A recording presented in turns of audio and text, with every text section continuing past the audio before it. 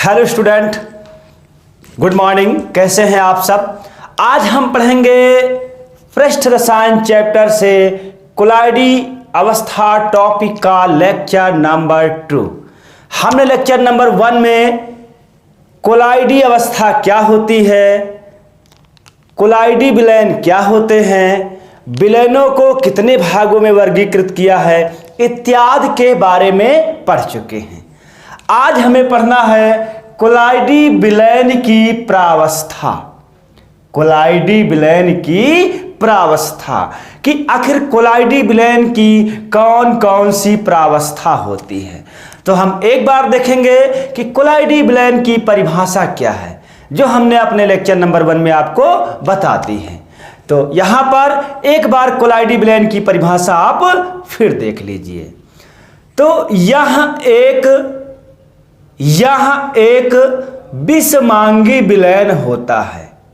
यह एक विषमांगी विलयन होता है जिसमें विलेय के कणों का आकार 10 की पावर -4 से 10 की पावर -7 सेंटीमीटर के मध्य होता है। कोलाइडी विलयन में विलेय के कणों को सूक्ष्मदर्शी की सहायता से देखा जा सकता है, जैसे गोंद का विलयन, स्टार्च का विलयन, जिलेटिन का विलयन, सब क्या हैं? कोलाइडी विलयन के उदाहरण हैं। कोलाइडी विलयन के उदाहरण हैं।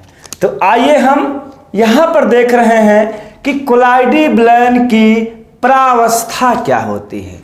तो आप सबसे पहले जानिए कि विलयन की प्रावस्था क्या होती है। आखिर जो विलयन हमारा बनता है वो किस प्रकार बनता है। तो देखिए, विलयन, तो विलयन बनने के लिए होना चाहिए कि आपके पास होना चाहिए विलेय प्लस का विलायक। यदि विलेय और विलायक होगा तभी विलयन बनेगा। कहने का मतलब यह हुआ हमारा कि विलेय और विलायक एक दूसरे के पूरक हैं। मतलब ये दोनों कारक जो हैं एक दूसरे के पूरक हैं। यदि यहाँ पर मान लो विलेय नहीं है और विलायक आपका है तो हम उसको विलयन नहीं कह सकते। उसको हम सिर्फ विलायक है तो वो विलायक है।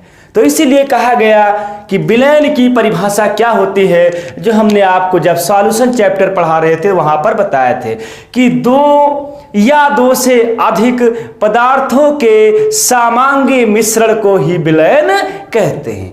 मतलब a homogeneous mixture of 2 or more substance are known as solution कि 2 या 2 से अधिक पदार्थों के सामांगी मिश्रण को ही विलयन कहते हैं। तो विलयन बनने के लिए आपके पास 2 घटक होने चाहिए, एक होना चाहिए विलेय और दूसरा होना चाहिए विलायक। यहाँ पर दोनों एक दूसरे के पूरक हैं, दोनों एक दूसरे के पूरक हैं। तो आइए हम यहाँ देखते हैं कि कोलाइडी विलयन की प्रावस्था क्या होगी। कोलाइडी विलयन की प्रावस्था, तो विलयन होता है विलेय प्लस विलायक। तो कोलाइडी विलयन के लिए आ जाइए।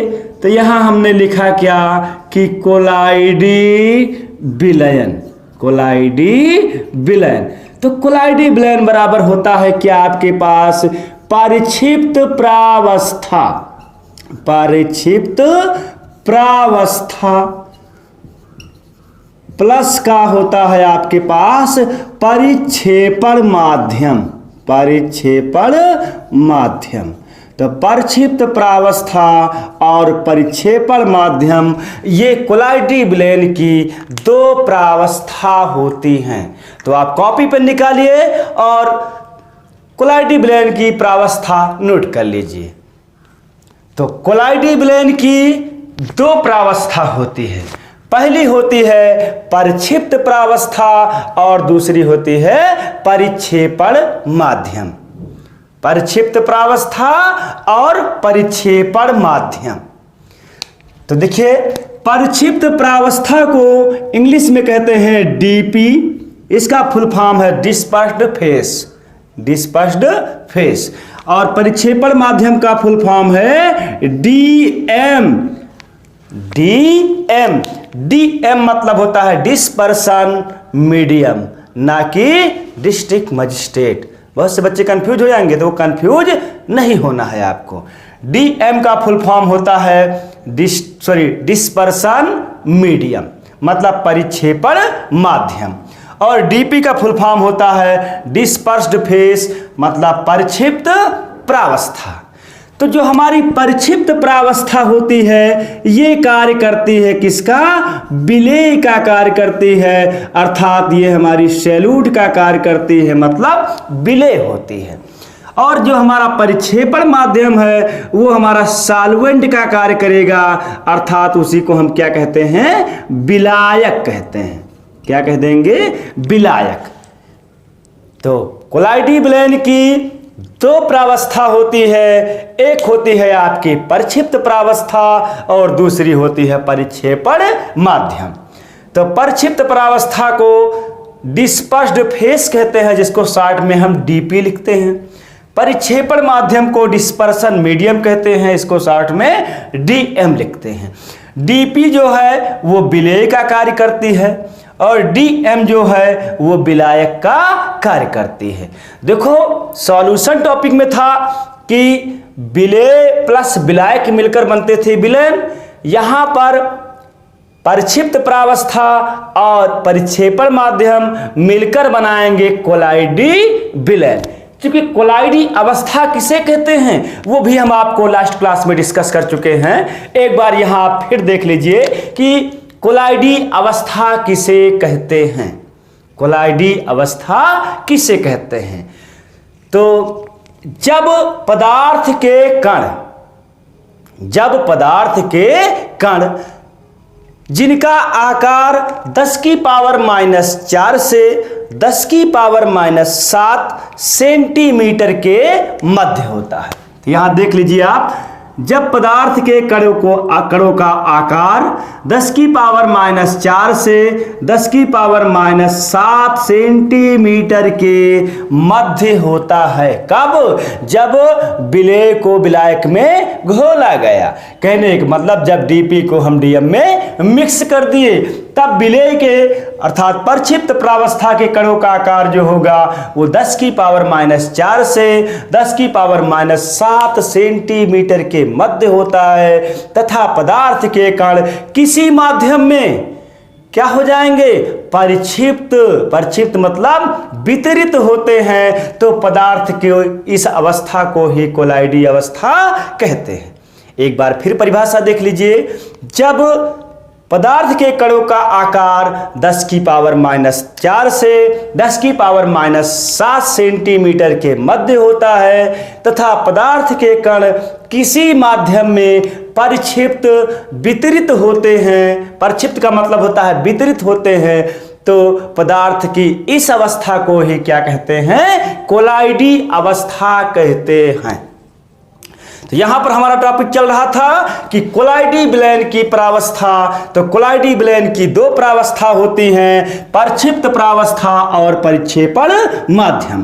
परिक्षिप्त प्रावस्था को DP कहेंगे, मतलब DP का फुल फॉर्म होता है डिस्पर्स्ड फेस, और परिक्षेपण माध्यम को हम DM कहेंगे, जिसका फुल फॉर्म होता है डिस्पर्सन मीडियम।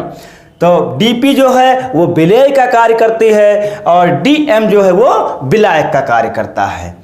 ठीक, तो जैसे हमने कहा कि आप जिलेटिन ले लिए, क्या ले लिए? जिलेटिन को ले लिया गया। जिलेटिन क्या है? DP है। जिलेटिन जो है DP है। और हमने ले लिया जल, ले लिया जल जो है H2O ले लिया। तो H2O हमारा क्या है? DM है, मतलब डिस्पर्सन मीडियम है। तब यहां बन जाता है, क्या बनेगा? बनेगा जिलेटिन का कोलाइडी विलयन। जिलेटिन का कोलाइडी विलयन बन जाएगा। तो जिलेटिन का कोलाइडी विलयन बन जाएगा। तो यहाँ पर जो हमारा जिलेटिन है वो DP का कार्य कर रहा है और जो जल है वो किसका कार्य कर रहा है? वो DM का कार्य कर रहा है। इस प्रकार से हमें जिलेटिन का कोलाइडी विलयन प्राप्त हो जाता है।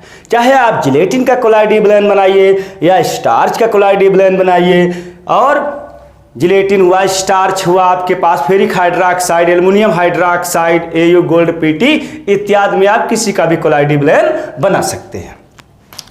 तो कोलाइडी बिलेन की दो प्रावस्था होती है। पहली प्रावस्था है परक्षिप्त प्रावस्था और दूसरी प्रावस्था है परिक्षेपण माध्यम। तो आइए बच्चों हम देखते हैं कि परक्षिप्त प्रावस्था किसे कहते हैं। परक्षिप्त प्रावस्था किसे कहते हैं, अर्थात हमारी डिस्पर्स्ड फेज टीपी क्या है। तो आप परिभाषा नोट करिए कि जब पदार्थ के कण किसी माध्यम में, जब पदार्थ के कण किसी माध्यम में परक्षिप्त वितरित होते हैं तो पदार्थ की उस अवस्था को हम क्या कहते हैं, परक्षिप्त प्रावस्था कहते हैं। परिभाषा एक बार फिर देखिए कि जब पदार्थ के कण किसी माध्यम में परक्षिप्त होते हैं तो उस अवस्था को पदार्थ की परक्षिप्त अवस्था कहते हैं या परक्षिप्त प्रावस्था कहते हैं। कहने का मतलब जैसे हमने जिलेटिन लिया, जिलेटिन को जल में डाले, क्योंकि जल हमारा क्या है, विलायक है, अर्थात वो परिक्षेपण माध्यम है। तो जिलेटिन को जब जल में डाले तो जिलेटिन के कण उस जल में परक्षिप्त हो रहे हैं। परक्षिप्त का मतलब होता है वितरित होना, वितरित मतलब उसी में विसरित हो जाना, उसी में फैल जाना। तो जब पदार्थ के कण किसी माध्यम में परक्षिप्त वितरित होते हैं तो पदार्थ की उस अवस्था को परक्षिप्त प्रावस्था कहते हैं। कहने का मतलब यह हुआ कि परक्षिप्त प्रावस्था का मतलब हमारा विलेय, मतलब विलेय का कार्य है। चूंकि यहाँ बिलेन कोलाइडी बिलेन है इसलिए यहाँ पर अवस्था मतलब हम विलेय नहीं कहेंगे, उसको परक्षिप्त प्रावस्था और विलायक को परिक्षेपण माध्यम कहेंगे। तो आइए अब हम देखते हैं दूसरी जो प्रावस्था है परिक्षेपण माध्यम।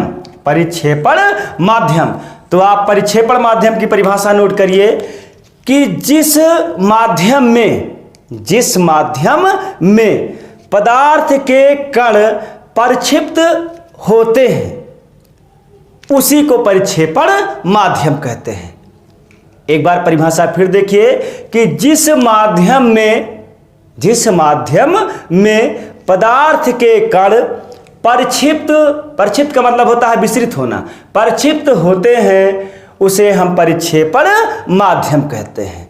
तो कोई कोलाइडी बिलेन तभी बनेगा जब उसकी दो प्रावस्था होंगी, परक्षिप्त प्रावस्था और परिक्षेपण माध्यम। दोनों प्रावस्था एक दूसरे के पूरक हैं। जैसे बिलेन के लिए विलेय और विलायक का होना जरूरी है, वैसे हमें कोलाइडी बिलेन बनाने के लिए परक्षिप्त प्रावस्था और परिक्षेपण माध्यम का पाया जाना जरूरी है। इसको हम साइड में कहीं पर भी लिखे, जैसे मान लो आपने लिख दिया CS मतलब कोलाइडल सॉल्यूशन। तो कोलाइडल सॉल्यूशन तभी बनेगा जब डीपी और डीएम होंगे। डीपी जो है विलेय का कार्य करेगी और डीएम जो है वो विलायक का कार्य करेगी। डीपी विलेय का कार्य और डीएम विलायक का कार्य। तो हमने कहा चलिए स्टार्च गोंद जिलेटिन में से हमने जिलेटिन ले लिया। जिलेटिन क्या है, डीपी है, और जल हमारा क्या है, विलायक है, अर्थात डीएम है, डिस्पर्सन मीडियम है। तो हमें क्या मिल गया, जिलेटिन का कोलाइडी बिलेन मिल गया, जिलेटिन का कोलाइडी बिलेन मिल गया। यदि आप जो है यहां पर डीपी के स्थान पर ले ले क्या, स्टार्च ले ले, डीपी के स्थान पर स्टार्च ले लिया। कहा स्टार्च हमने डीपी के स्थान पर लिया, और हमने यहां पर जल ले लिया। जल जो है क्या है, डीएम है, मतलब डिस्पर्सन मीडियम है। तो हमें क्या मिल जाता है, हमें मिल जाएगा कि स्टार्च का कैसा बिलेन, कोलाइडी बिलेन मिल जाएगा। स्टार्च का कोलाइडी बिलेन हमें प्राप्त हो जाएगा। ठीक, तो कोलाइडी बिलेन की दो प्रावस्था, परक्षिप्त प्रावस्था और परिक्षेपण माध्यम। यहां देखिए जिलेटिन हमारा परक्षिप्त प्रावस्था है, जल हमारा परिक्षेपण माध्यम। स्टार्च परक्षिप्त प्रावस्था और जल जो है परिक्षेपण माध्यम। तो बच्चों आप लोग नोट कर लीजिए। तो आइए बच्चों अब हम पढ़ते हैं कि कोलाइडो का वर्गीकरण, कि कोलाइडो को कितने भागों में वर्गीकृत किया गया है। तो आपकी जानकारी के लिए बता रहे हैं कि कोलाइडो को दो भागों में वर्गीकृत किया गया है। कोलाइडो को जो है दो भागों में वर्गीकृत किया गया है। एक भाग होता है द्रव स्नेही कोलाइड, इंग्लिश में कहते हैं लायोफिलिक कोलाइड्स। दूसरा भाग होता है द्रव विरोधी कोलाइड, मतलब लायोफोबिक कोलाइड।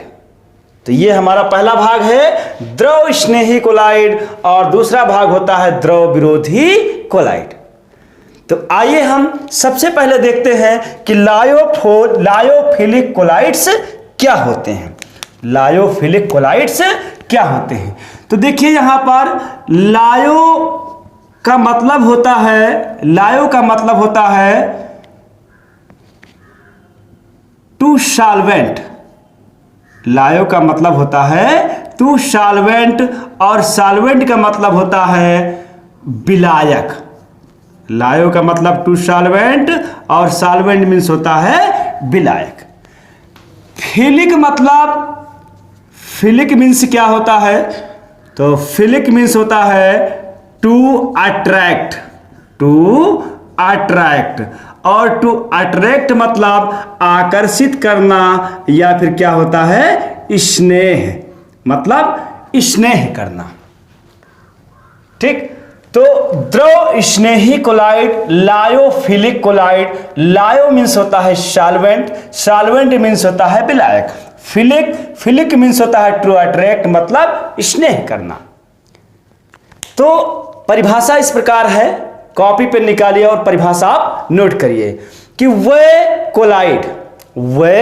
कोलाइड जिन्हें किसी भी परिक्षेपण माध्यम के संपर्क में लाने से, वे कोलाइड जिन्हें किसी भी परिक्षेपण माध्यम के संपर्क में लाने से आसानी से कोलाइडी विलयन बन जाता है, द्रव स्नेही कोलाइड कहलाते हैं, मतलब लायोफिलिक कोलाइड्स कहलाते हैं। लायोफिलिक कोलाइड्स में विद्युत अपघट्य की अल्प मात्रा मिलाने से उसका स्कंदन नहीं होता, अर्थात ये क्या है, उत्क्रमणीय व स्थायी सॉल होते हैं। सॉल मतलब कोलाइडी विलयन होते हैं। जैसे हमारे एग्जाम्पल हैं इसके, क्या है एग्जाम्पल, कि स्टार्च, पहला एग्जाम्पल है हमारा कि स्टार्च का विलयन हो, या स्टार्च का कोलाइडल सॉल्यूशन, स्टार्च का कोलाइडी विलयन। इसी प्रकार हमारा जो है गम हो जाता है, गम का कोलाइडी सॉल्यूशन। और जिलेटिन, स्टार्च गोंद और जिलेटिन, ये हमारे द्रव स्नेही कोलाइड कहलाते हैं। किसी भी द्रव स्नेही कोलाइड में यदि हम कोई भी विद्युत अपघट्य मिला रहे तो इसका उत्क्षेपण नहीं होता, अर्थात उनका स्कंदन नहीं होता। चूंकि क्यों स्कंदन नहीं होगा, वे आपके द्रव स्नेही कोलाइड कहलाते हैं, और द्रव स्नेही कोलाइड का कभी भी स्कंदन नहीं होता। ठीक, तो परिभाषा एक बार फिर समझ लीजिए कि वे कोलाइड जिन्हें परिक्षेपण माध्यम के संपर्क में लाने से आसानी से कोलाइडी विलयन बन जाता है, द्रव स्नेही कोलाइड कहलाते हैं। द्रव स्नेही कोलाइड में किसी भी विद्युत अपघट्य की अल्प मात्रा मिलाने से उनका स्कंदन नहीं होता, इसलिए ये उत्क्रमणीय व स्थायी साल होते हैं। उदाहरण है स्टार्च गोंद और जिलेटिन। स्टार्च गोंद और जिलेटिन ये द्रव स्नेही कोलाइड हैं, इसमें कोई भी विद्युत अपघट्य आप मिलाइए तो उसका स्कंदन नहीं होगा, मतलब उसका कोई थक्का नहीं बनेगा। ठीक, और ये कैसे हैं, रिवर्सिबल भी हैं। रिवर्सिबल कहने का मतलब क्या है, जैसे आप स्टार्च का कोलाइडी विलयन ले लिए, उसको आप वाष्पित करिए तो जल क्या है, वाष्पित हो जाएगा। अब बाद में आपका स्टार्च मिल जाएगा। स्टार्च में यदि हम पुनः जल फिर मिला दे, स्टार्च में पुनः जल मिला दे तो उसका स्टार्च का कोलाइडी विलयन फिर बन जाएगा। यही कहलाते हैं हमारे उत्क्रमणीय सॉल। सॉल मीन्स होता है कोलाइडी विलयन। कोलाइडी विलयन को सॉल शब्द से भी मतलब पुकारा जाता है या कहा जाता है। मतलब कोलाइडी विलयन को हम कोलाइडी विलयन के नामकरण के लिए साल शब्द भी उपयोग करते हैं। मतलब कोलाइडल सॉल्यूशन को कोलाइडी साल भी कहते हैं। साल मतलब विलयन। तो परिभाषा एक बार फिर आप देख लीजिए कि वे कोलाइड जिन्हें परिक्षेपण माध्यम के संपर्क में लाने से आसानी से कोलाइडी विलयन बन जाता है, द्रव स्नेही कोलाइड कहलाते हैं। द्रव स्नेही कोलाइड में किसी भी विद्युत अपघट्ट की अल्प मात्रा मिलाने से उसका स्कंदन नहीं होता। ये उत्क्रमणीय व स्थायी साल होते हैं। मतलब ये स्टेबल होते हैं, ये अनस्टेबल नहीं होंगे। उदाहरण हैं इनके स्टार्च, गोंद और जिलेटिन। अब आइए हम देखते हैं कि द्रव विरोधी साल किसे कहते हैं या द्रव विरोधी कोलाइड किसे कहते हैं। यहां अभी तक हम पढ़ रहे थे द्रव स्नेही कोलाइड, अब हम पढ़ेंगे क्या, द्रव विरोधी कोलाइड। तो देखिए लायो मीन्स होता है, चूंकि लायोफोबिक कहते हैं तो लायो मीन्स होता है सॉल्वेंट, लायो मीन्स होता है सॉल्वेंट, और फोबिक मीन्स होता है टू हेट। और आपको पता है कि हेट मीन्स क्या होता है, हेट मीन्स विरोध करना, हेट मीन्स विरोध करना। तो ऐसे कोलाइड जो विलायक के प्रति उनका विरोध बना रहता है वे आपके द्रव विरोधी कोलाइड कहलाते हैं। द्रव विरोधी कोलाइड में यदि हम किसी भी विद्युत अपघट्ट की अल्प मात्रा मिला दे तब उसका क्या होगा, अवक्षेपण हो जाएगा। मतलब दोनों पृथक हो जाएंगे, अलग अलग हो जाएंगे। इसलिए इस प्रकार के साल को हम अस्थायी साल या अनुत्क्रमणीय कोलाइड कहलाते हैं। तो लायो मीन्स सॉल्वेंट और सॉल्वेंट मीन्स होता है क्या, विलायक। सॉल्वेंट मीन्स विलायक होता है। फोबिक मीन्स होता है टू हेट, और टू हेट मीन्स क्या होता है, विरोध। हेट मीन्स जो है विरोध होता है। ठीक, तो परिभाषा एक बार फिर आप देखिए कि वे कोलाइड जिन्हें परिक्षेपण माध्यम के संपर्क में लाने से आसानी से कोलाइडी विलयन नहीं बनता, द्रव विरोधी कोलाइड कहलाते हैं। द्रव विरोधी कोलाइड कहलाते हैं। द्रव विरोधी कोलाइड में किसी भी विद्युत अपघट्ट की अल्प मात्रा मिलाने से उसका स्कंदन हो जाता है, उसका स्कंदन हो जाएगा। इसलिए ये साल अस्थायी और अनुत्क्रमणीय होते हैं। मतलब जब इनका स्कंदन हो जाएगा, कोई स्टेबिलिटी है नहीं, तो इसलिए इस साल को हम क्या कहेंगे, अस्थायी साल कहते हैं। अस्थायी साल कहते हैं। अनुत्क्रमणीय, क्योंकि जब इसको मान लो इसका कोलाइडी विलयन है, उसको आप वाष्पित किए, तब जल वाष्पित हुआ, जो पदार्थ बचा उसमें यदि हम फिर जल मिलाए तो हमें कोलाइडी विलयन नहीं मिलेगा। इसीलिए इस प्रकार के साल जो है क्या कहलाते हैं, इररिवर्सिबल कोलाइड कहलाते हैं। तो इसके उदाहरण है आपके पास, पहला उदाहरण है, वहां पर था स्टार्च, गोंद, जिलेटिन, यहां पर है AS2S3, ये कहलाता है हमारा आर्सेनियस सल्फाइड। आर्सेनियस सल्फाइड कहलाता है, आर्सेनियस सल्फाइड कहलाएगा। और दूसरा आप ले लीजिए AU, ये क्या कहलाता है, गोल्ड कहलाता है। PT ले लीजिए, ये क्या कहलाएगा, ये कहलाता है आपका प्लेटिनम कहलाएगा। आर्सेनियस सल्फाइड AU मतलब गोल्ड हो गया, प्लेटिनम हुआ। इसके बाद आप फेरिक हाइड्रोक्साइड ले लीजिए, FeOH का होल थ्राइड, ये हमारा कहलाता है क्या, फेरिक हाइड्रोक्साइड, फेरिक हाइड्रोक्साइड।